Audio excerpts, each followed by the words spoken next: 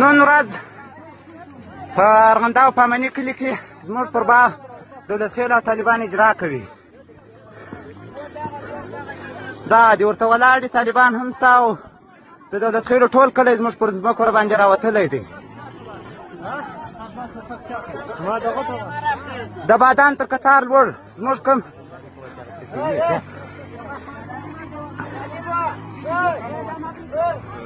مولوي صاحب تر دغه لښتي لاندې نشته. دا د په داسې ظلم او وحشت سره یې کوي.